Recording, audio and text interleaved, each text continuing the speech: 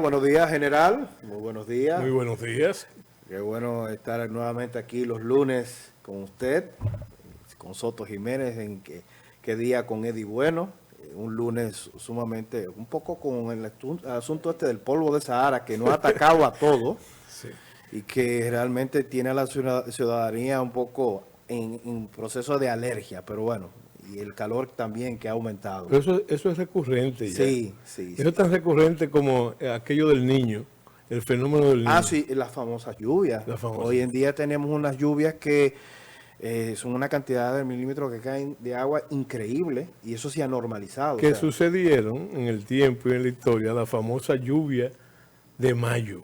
Sí, exactamente. Las lluvias de mayo. Ya la lluvia del año entero. No, se ha hablado de cómo ha afectado esas viejas costumbres climáticas, el cambio precisamente climático. Así es. Y bueno, entonces, Lluveres, tenemos, como ya tú has dicho, el lunes de Soto Jiménez, o el análisis de Soto Jiménez, gracias a la amabilidad de Eddie Bueno, de qué día, de Eddie Bueno. Y entonces, yo quiero hacer mi saludo ritual, un saludo muy dominicanista, muy leonelista, muy pueblista, a toda la audiencia de este programa, de este espacio. Bueno, y entonces yo creo, o sin el creo, que tenemos un invitado muy especial en el día de hoy. Eso se ha hecho como una costumbre del invitado especial, pero yo quisiera presentarles a una figura política importante del país, pero además lo que yo llamo un verdadero referente en todos los asuntos diplomáticos. El pasado me sirve en tanto que en vísperas del presente mi alma lucha con el futuro. Es una frase del gran Metternich para hablar sobre lo que tanto se ha discutido.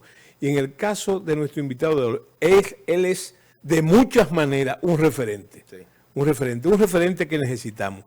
Yo creo que debo hacer la aclaración de que yo creo que se ha abusado retóricamente de una frase que decía que los pueblos que olvidan su historia están condenados a repetirla. Y yo creo que ciertamente eso es una media verdad.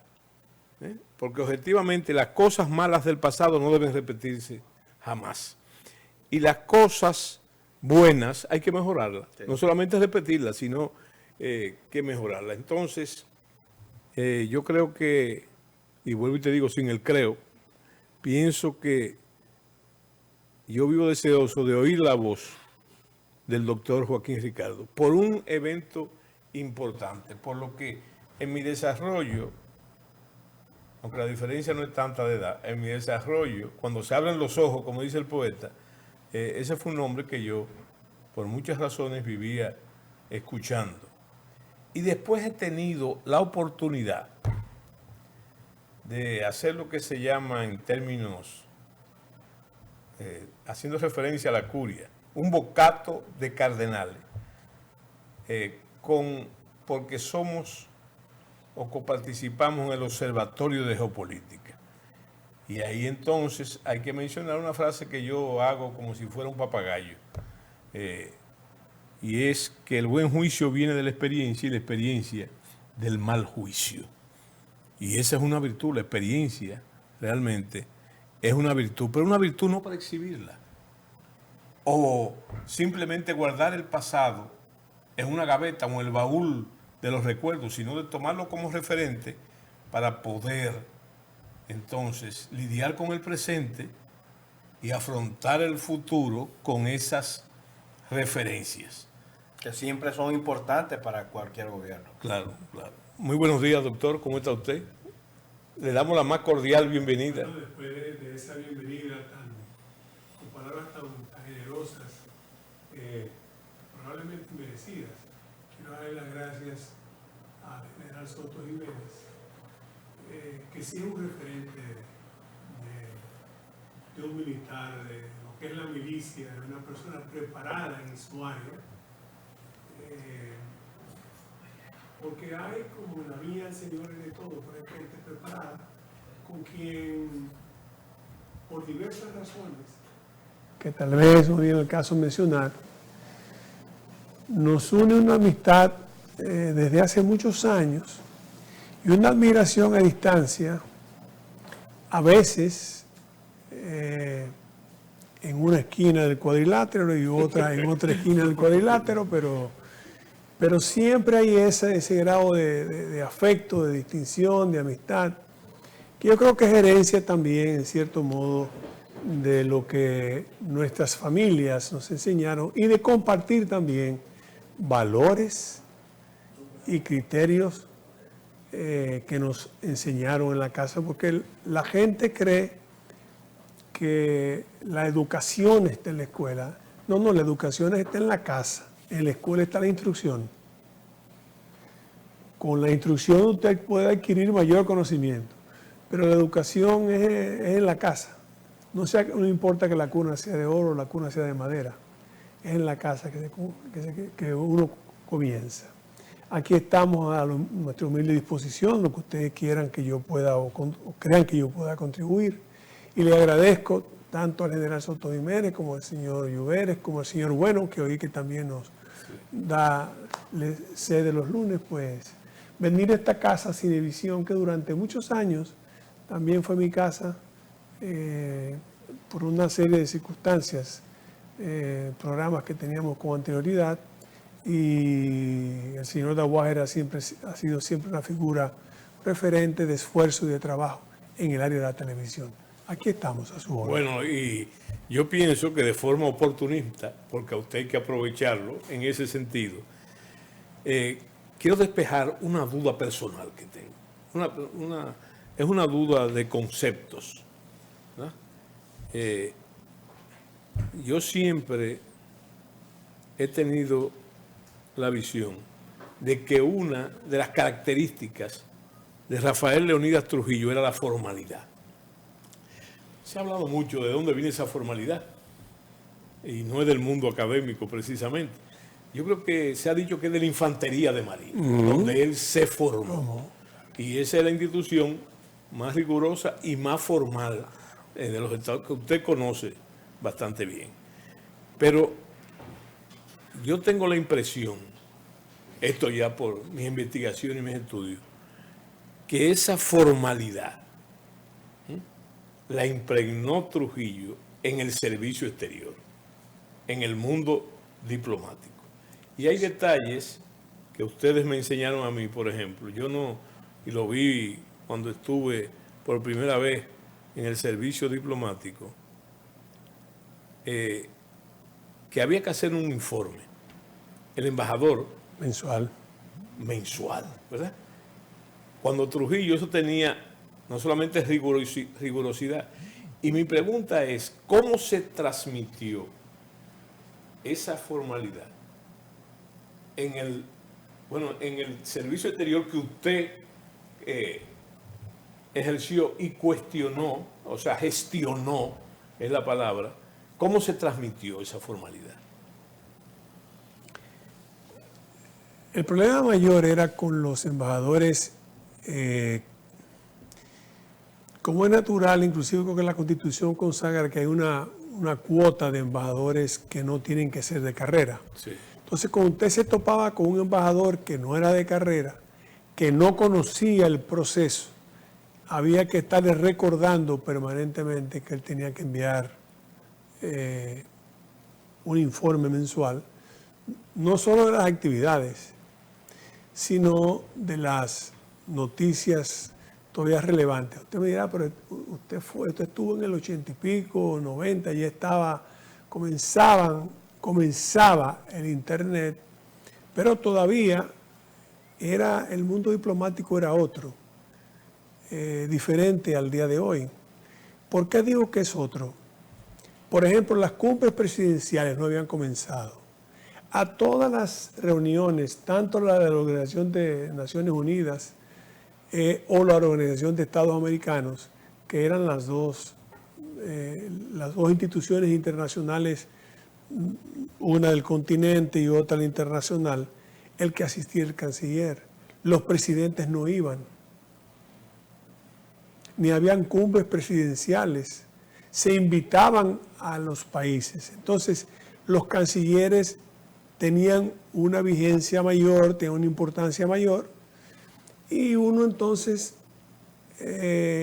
con paciencia en algunos casos, porque eran amigos que habían sido designados en el servicio exterior, decía, mira, tú tienes que enviarme un informe, pero no te limites al informe a lo que hiciste, sino las principales noticias que tú consideras relevantes que han acontecido en el país. Eso quiere decir... ¿Y qué tú estás haciendo además porque los embajadores, su misión principal, en cierto modo, es vender las bondades del país y lograr compenetrarte con tu cancillería, con los sectores principales.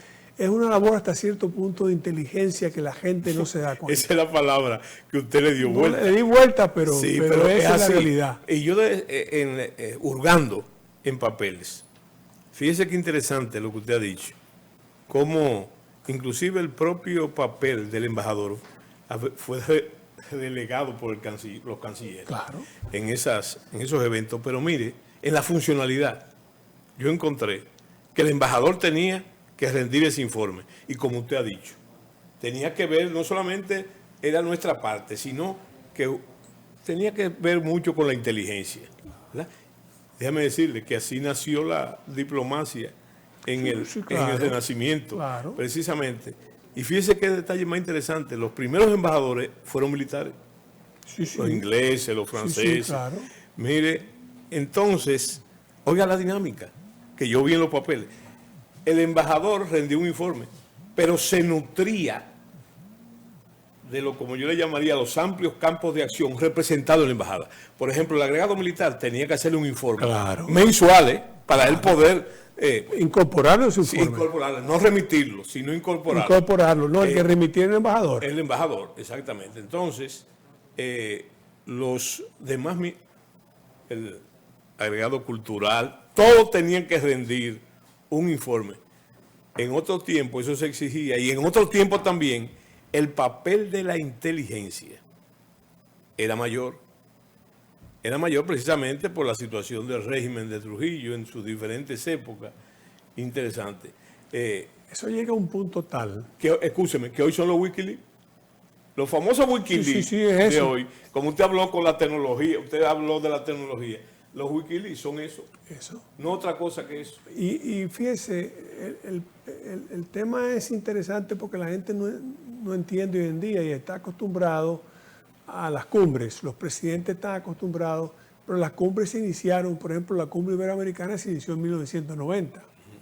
Entonces, a Naciones Unidas iba el presidente de los Estados Unidos porque había que darle apertura. Tal vez una o dos de las potencias intermedias, de las grandes potencias, iban, pero el resto eran los cancilleres. Entonces la política estaba relegada a los cancilleres. Naturalmente, cuando yo fui canciller, tuve el privilegio, la suerte, la vida ha sido generosa conmigo, de que me topé con un expediente, lamentablemente en una gaveta, de algo que se llama la Convención de Lomé. Cuando yo vi lo que era la Convención de Lomé, digo, pero fui donde el presidente, le expliqué, digo, mire, ustedes le han explicado bien, pues esto está comenzado, por lo que tengo entendido, pero no hay movimiento. Le explico la importancia, era el acceso, sencillamente para hacerlo más digerible, más fácil, era el acceso de la República Dominicana a un convenio que tenía la Unión Europea con los países que habían sido sus excolonias, como una forma, yo diría, moral de compensar, pero tenía una serie de beneficios extraordinarios. En ese momento era la Convención de Lomé. ¿Qué beneficio tenía? Primero, acceso a un mercado que automáticamente se convertía en un acceso a mercado a 60 países, porque eran 47 de África, eran 13 del Pacífico y eran los la Mancomunidad del Caribe, los caribeños eran 13 en ese entonces, 13, 14. Como referente, decirle que era una especie de lo que pasó con Inglaterra, con la Commonwealth. Con el Commonwealth, más o menos. Entonces, aquí estaba reunida la Unión Europea, que eran 12 en ese momento, no era tampoco lo que era hoy en día. Y yo dije, pero esto es increíble porque vamos a tener acceso sin ningún tipo de arancel, nuestros productos. Los de ellos entraban con el arancel pertinente de cada país tuviese. Tenían 3 protocolos importantes a los que yo nominalmente renuncié para quitar miedo. Isla Mauritius, que lo único que producía era azúcar, me dijo con mucha franqueza, si usted no renuncia al protocolo del azúcar, nosotros vamos a vetar su entrada. Entonces, el mecanismo era muy sencillo. Primero usted tenía que ser aceptado por lo que ellos llamaban países del África, Caribe y Pacífico, los 60 países. Entonces los 60 países lo aceptaban y lo proponía a la Unión Europea, que entonces normalmente lo aceptaba y usted formaba parte de la convención. Yo le dije al de Isla Mauritius, no tengo ningún inconveniente. ¿Por qué? Porque ellos producían azúcar refino. Nosotros no exportamos azúcar refino. Digo, con mucho gusto, yo le firmo. El protocolo del banano o del guineo, que era importante para nosotros. Muy importante. Pero ¿qué pasa? El principal consumidor de guineo en la Unión Europea en ese momento era Alemania. Y Alemania no era parte del convenio. Porque el alemán paga por calidad, maneja bien su dinero. El alemán no es dadivoso. Pasó por muchos problemas y mucho trabajo para no serlo. Entonces yo decía, nuestro mercado va a conquistar de inmediato esos mercados, porque la competencia son los guineos de ladera, que lamentablemente son los que pueden producir las islas del Caribe. Mira qué importante.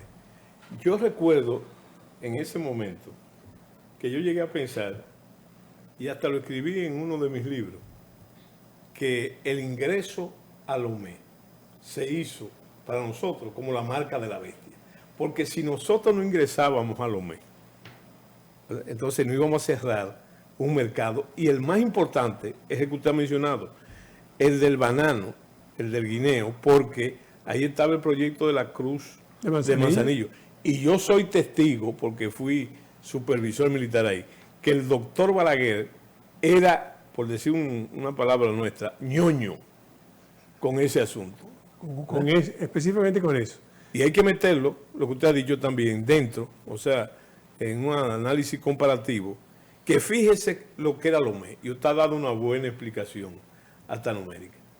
Pero entonces estábamos en la Guerra Fría. Del otro lado, entonces teníamos los llamados países no alineados. Y Cuba hizo una famosa conferencia, primero que fue la OLAS, la de solidaridad, y después la conferencia tricontinental de La Habana. Sí. O sea, fíjese cómo era parte, yo le diría, del equilibrio, era parte del enfrentamiento también. En OLAS, Cayetano Rodríguez y José Israel Cuello, en enero del 66, dijeron que República Dominicana sería el próximo Vietnam del Caribe. Sí, claro. No, y recuérdese que había una participación ahí de Amaury Germán Aristi, ¿verdad? Que fue después en el 67, creo que fue el anticontinental. El anticontinental. Pero volviendo a Lomé y a la diplomacia, el otro protocolo era el del alcohol, el del ron, sí. Porque Barbados tenía miedo de su ron, que es su principal producto de exportación. Yo me cansé de invitar al sector privado para que fueran y decirles, vayan a ver el mercado. Nunca le interesó. Vaya a ver quién domina el mercado hoy en día. Ya no son las familias dominicanas, porque esas familias vendieron a intereses extranjeros. Pero Brugal es una marca exquisita en Europa, así es. Y muy conocida y muy vendida. Nos cogimos el mercado completo. Claro. Pero además de eso, nosotros recibimos, cuando se cumplieron ahora 20 años de nuestro ingreso, 25 años, en el 17, 18, por ahí más o menos, o 20 y algo, por ahí no recuerdo. Nosotros ingresamos en 89, 99, 2009, y 25 serían, y 5 serían 2014, por ahí 2015. Se hizo un folleto.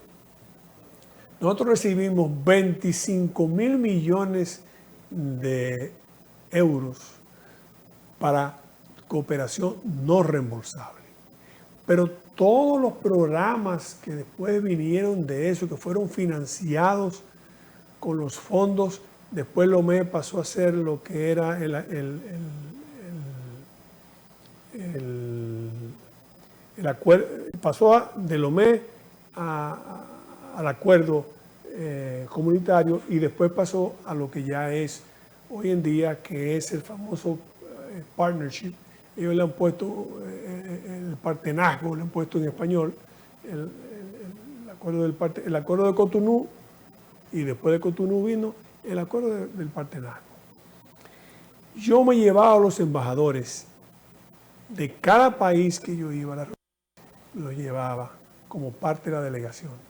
Yo los integraba como parte de la delegación. Primero porque ellos tenían que salir a vender eso.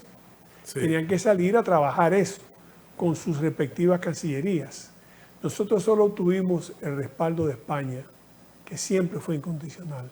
Francia no hizo nada ni por nosotros ni por Haití. Que entonces se da un fenómeno interesante. Los africanos habían escuchado, porque ya se sabía, había una serie de países de la Unión Europea, cuyo nombre no tengo por qué revelar, que decían que ellos no iban a votar por Haití, que había aplicado también, sí, porque en ese momento estaban los golpes de Estado, sí, que sobrevinieron a la caída de Duvalier, sí, y al derrocamiento, bueno, a la caída de Duvalier, el transitorio Nanfi, después vino Abril, y decían que el tema de los derechos humanos no era posible. Entonces los africanos dijeron, o entran los dos o no entran ninguno. Que eso le iba a decir, que ya hablamos de la situación de la Guerra Fría, pero también tenemos que ver en el momentum que usted se está refiriendo al caso de Haití. Eso fue un acondicionante para muchos países. Así fue. Y yo creo que ahí había no solamente una carga cultural, sino una carga política también importante. Pero nosotros tuvimos que hacer campaña a favor de Haití para poder ingresar. Claro. Y realmente logramos un gran acuerdo que revela mucho de los haitianos, sí, de la forma de ser de los haitianos, que usted conoce muy bien. Sí. Teníamos excelentes relaciones con la encargada, la ministra consejera encargada, se llama Maris Penet, después fue ministro de Turismo y vino aquí. Por cierto, abogar por el tema de los derechos humanos.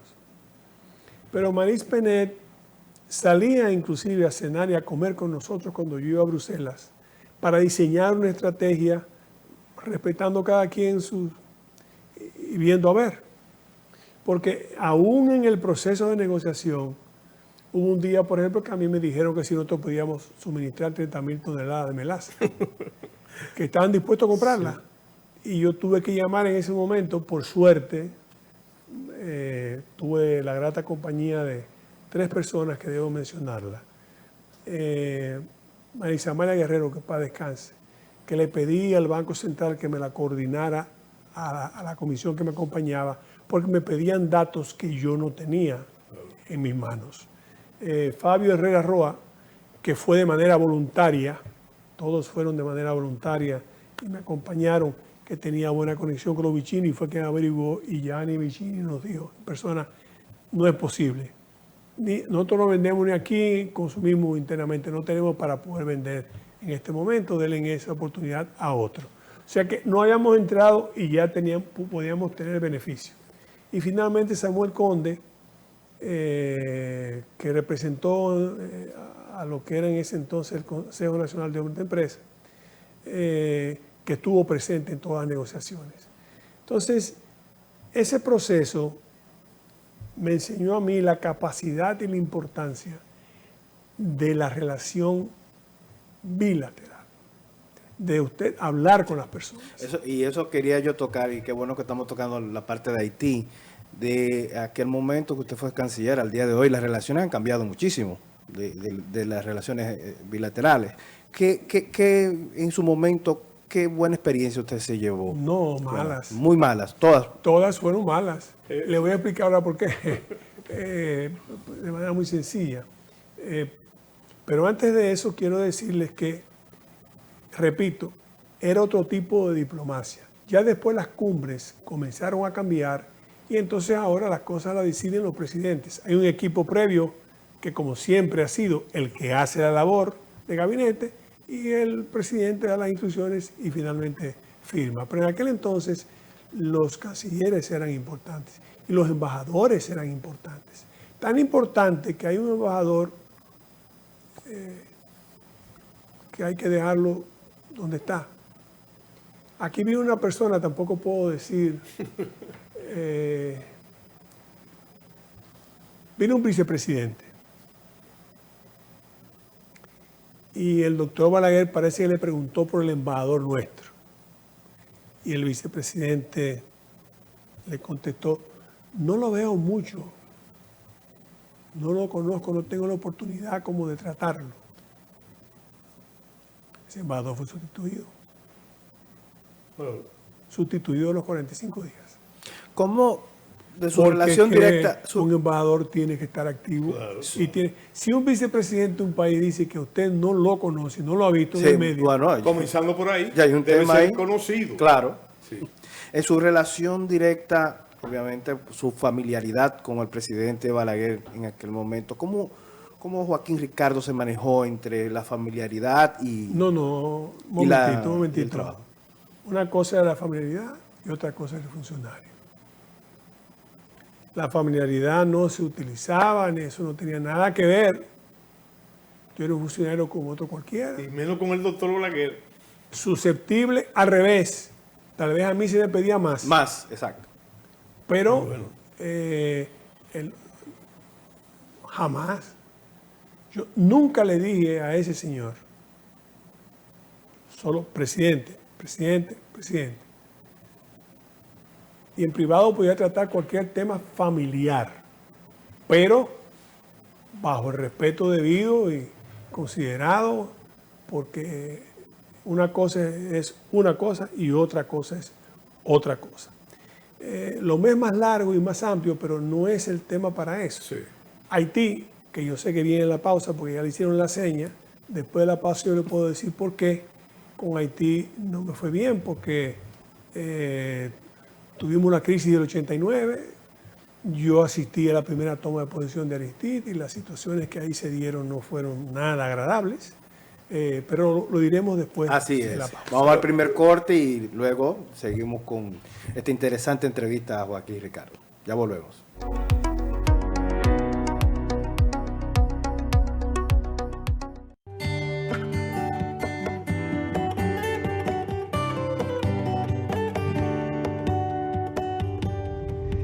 Montaña Mágica, un lugar mágico. Contáctanos.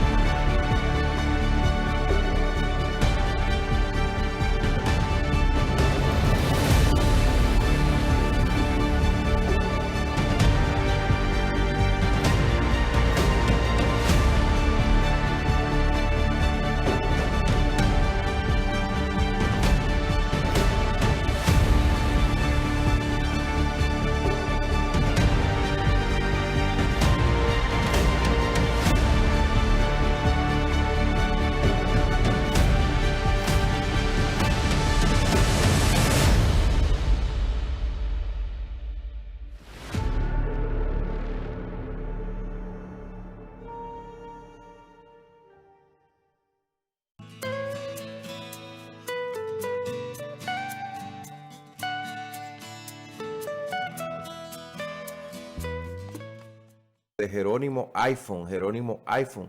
Búsquelo en todas las redes y haga su pedido al teléfono que usted quiera. Comuníquese con Jerónimo iPhone, el lugar donde usted debe llegar y buscar su teléfono. Pero de igual manera usted puede comprarlo y se lo envían directamente con garantía. Los mejores teléfonos nuevos siempre están en Jerónimo iPhone, como debe de ser. El 23 de septiembre del 2026 será la fiesta de la nación. El maestro de maestros, Ramón Orlando, y sus amigos estarán celebrando los 50 años de la vida musical del maestro de maestros en el Estadio Olímpico. 50,000 personas cantaremos y celebraremos la música de la nación. Entrada general $1,000 por persona. Para información acerca de localidades especiales, acceda en la web a tuboleta.com.do. Te esperamos en los 50 años del maestro de maestros, Ramón Orlando. No hay nadie más para sustituirte. El dealer más grande de la República Dominicana. Más de 25 años. Más de 30,000 clientes satisfechos. Miles de dominicanos lo confirman. No hay nadie que tenga mejor variedad y precio que Auto Mayella. Aceptamos tu vehículo. 15% de inicial en la mayoría de modelos. 6 meses sin intereses. Desde 0.66 de interés mensual fijo. Algunas restricciones aplican. Auto Mayella. Nadie te da más. Recuerda que tenemos actualizaciones diarias y estamos al día de lo que quieras comprar. Síguenos en nuestras redes sociales. @AutoMayella o accede a nuestra página web www.automayella.com.do o dirígete a la avenida Pedro A. Rivera, kilómetro 0, La Vega, y en la 145 Northwest 27th Avenue, Miami, Florida, 33147. Auto Mayella, el dealer de los dominicanos.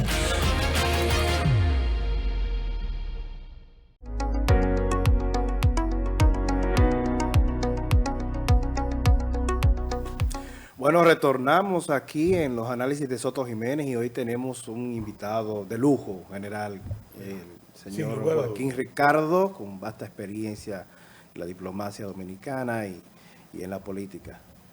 Bueno, yo tenía, a mí no me gusta dejar pasar cosas por alto. Mi inquietud fundamental es cómo se fue, vamos a llamarle deflexionando la formalidad en el servicio exterior, tomando como, y pusimos el caso de lo que fue la diplomacia en época de Rafael Leónidas Trujillo Molina, que por cierto, se dice, yo no viví por lo menos conscientemente esa época, pero se dice que Trujillo también tenía una inquietud de mandar lo mejor al servicio exterior. Siempre. No en esa fórmula de diplomático de carrera, no, sino grandes intelectuales, claro, y grandes figuras. Bueno, me llama mucho para buscar un punto de disloque, ¿verdad? Cuando se fue, vuelvo y les repito, deflexionando eso. Y yo pienso que buscando inclusive en los periódicos, las hemerotecas, antes de la magia del YouTube, del internet, hay que ver que pasaron grandes escándalos, o escándalos para nosotros grandes, de muchos embajadores que se designaron después del 78, y hablo de los 2 periodos de 8 años, que realmente habían roto con esa costumbre de las figuras y mucho menos que eran diplomáticos de carrera. No, yo creo que sí, que aquí hubo 2 cosas que comenzaron, que sufrieron el rigor de los tiempos, sí, vamos a llamarlo de ese punto. Del eterno devenir. Del eterno devenir de los tiempos. La diplomacia acabó, alguien dirá, bueno, pero usted está diciendo eso por razones, porque a nosotros nos decían que la diplomacia nuestra no pagaba bien, es cierto, pero era parte de la concepción del Estado que tenía el presidente Balaguer.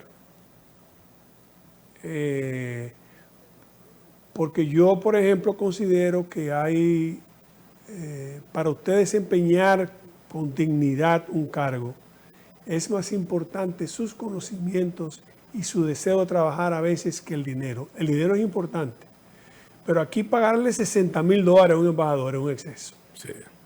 $40,000 a un embajador es un exceso, donde quiera que usted esté. No es verdad que las cosas han encarecido tanto para eso. Entonces, pero después de eso,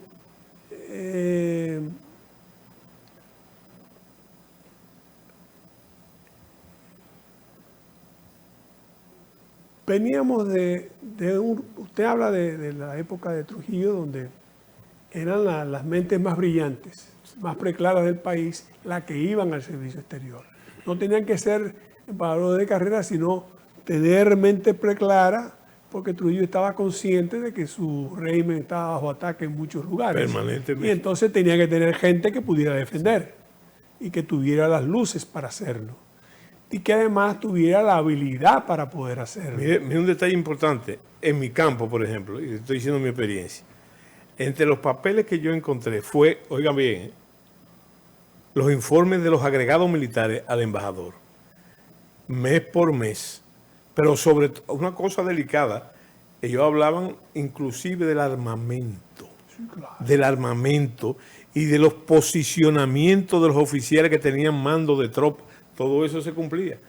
Y eso es volver al pasado, porque así fue que nació. Pero así nació la diplomacia, eso lo sabemos. Cuando vino el presidente Balaguer sí se cuidó, por ejemplo, de tratar de mantener los que quedaban de carrera. Iba haciendo más o menos carrera lo que estaba en el medio, pero no se dio a la tentación de los compatriotas o compañeritos que posteriormente fueron los que inundaron el servicio exterior. Posteriormente. Entonces, eso trajo como consecuencia que el compañero en muchos casos no estuviese lo suficientemente preparado o motivado. Era meritorio políticamente. Sí, tenía todos los méritos del mundo, pero tal vez no era ese el lugar para el pueblo desempeñar. Y a lo mejor sus aspiraciones no eran desempeñar una posición, sino hacerse de dinero. Sí. Entonces, la diplomacia tiene también sus fronteras. El tema de las exoneraciones, eso hay que saberlo hacer con cuidado y tener cuidado. Hubo gobiernos posteriores que con placas de embajadores dominicanos transportaron sustancias ilícitas de un país a otro. Sí. Debidamente documentado y advertida a la Cancillería. En valija diplomática. En carro. Vendían las exoneraciones y no tenían el cuidado, y la vendieron, parece que a alguien que traficaba. Y en un país de Centroamérica, en la frontera, detuvieron el carro, vieron la placa, vieron de quién era y... Tremendo escándalo. Y fíjense, un detalle, yo recordando, yo creo que con el doctor Balaguer, y eso que yo le puse, era un asunto de escuela. Yo siendo representante de la Junta Interamericana de Defensa, que pertenece a la OEA, es un órgano de la OEA.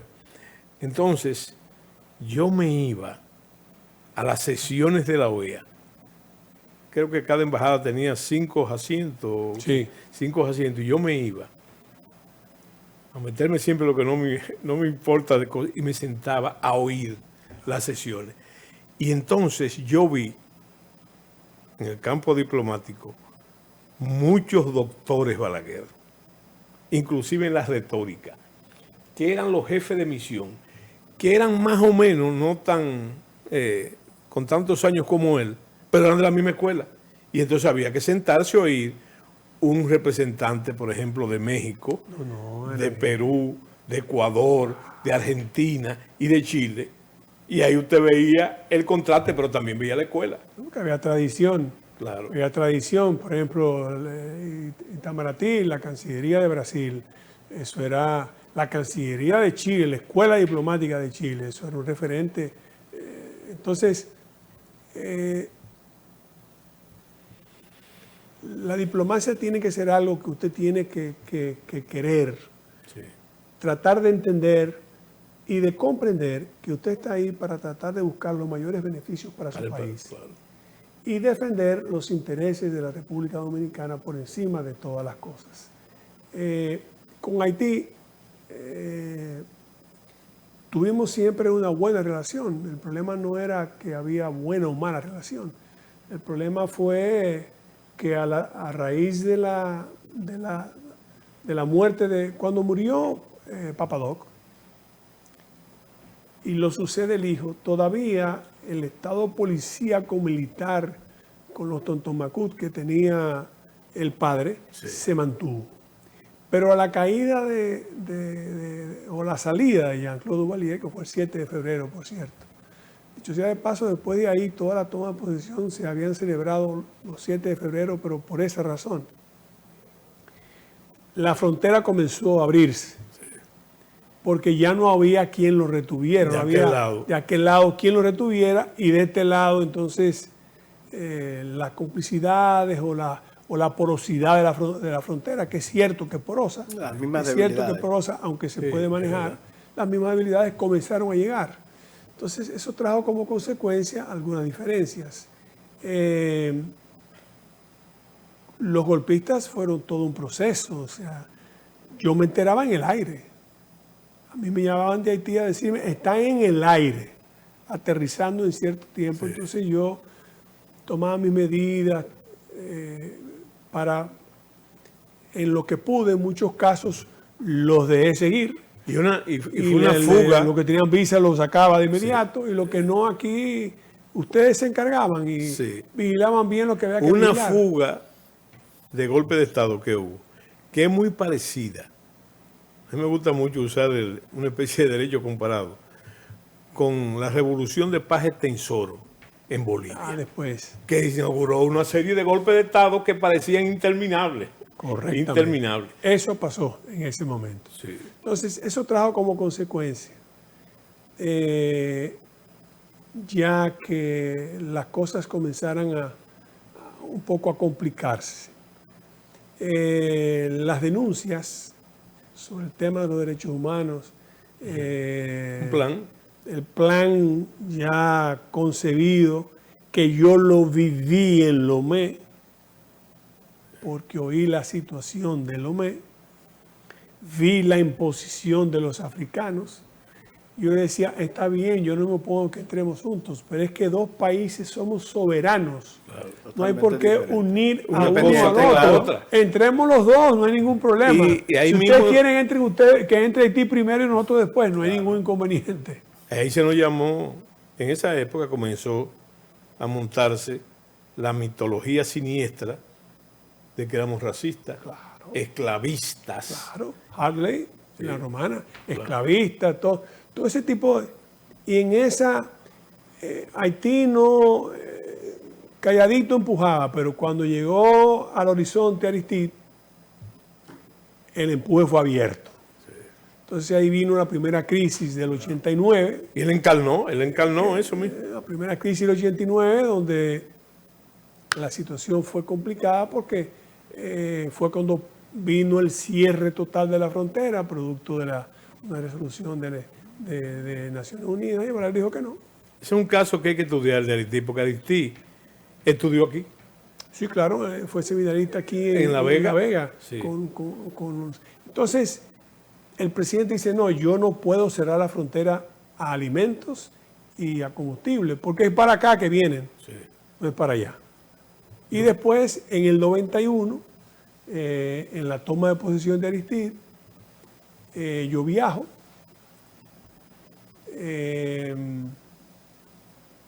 voy con el embajador que se llamaba, espero que esté vivo, Albert Chassange.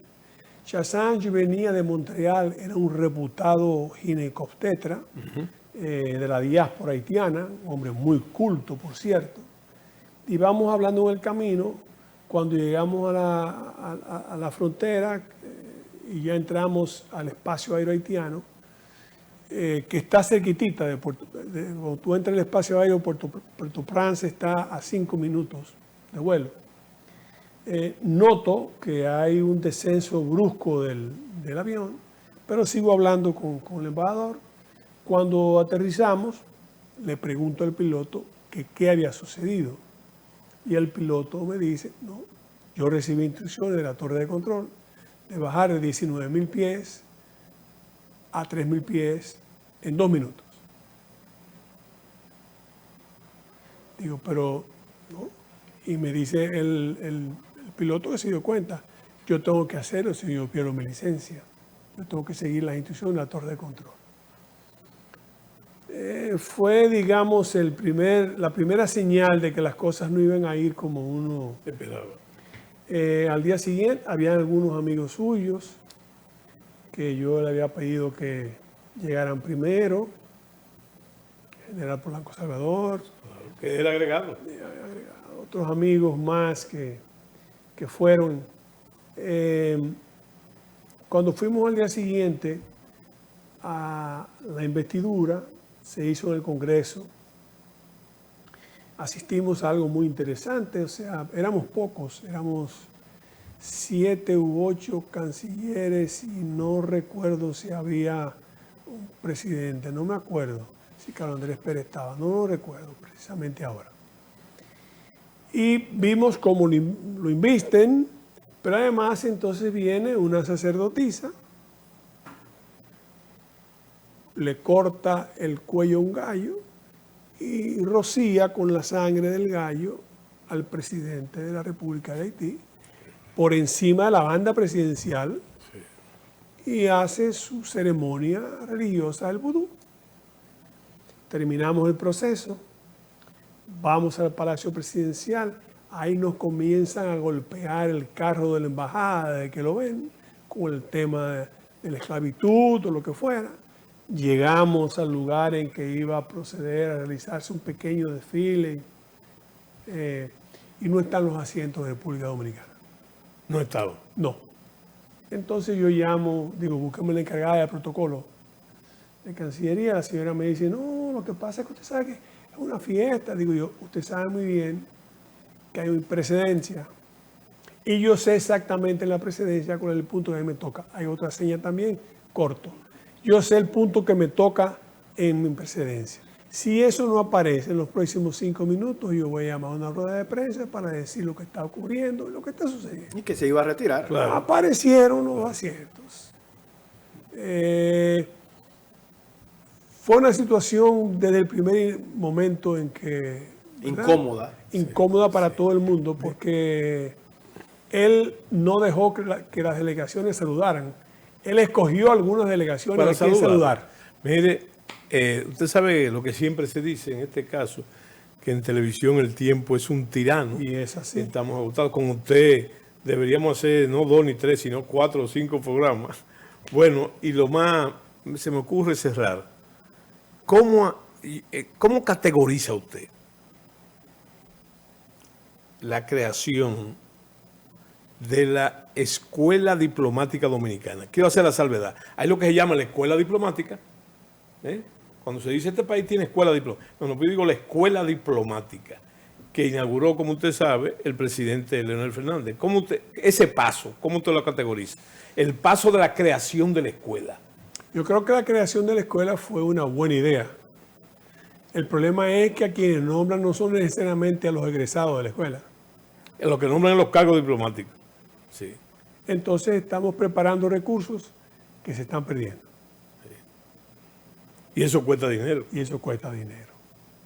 Se le exige a todo el mundo que pase, y eso está bien, porque hay gente que entra a la diplomacia y no saben de eso, no tienen idea, no se nutren, no se...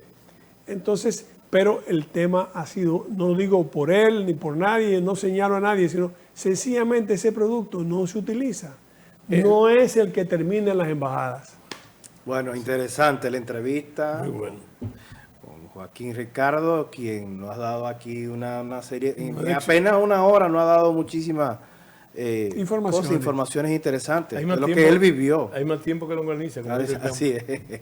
Bueno, gracias, señor Joaquín, Siempre a su orden. por aceptar la invitación Siempre a general. su orden. Nos reencontramos nuevamente entonces el lunes en Análisis de Soto Jiménez. Muchas gracias.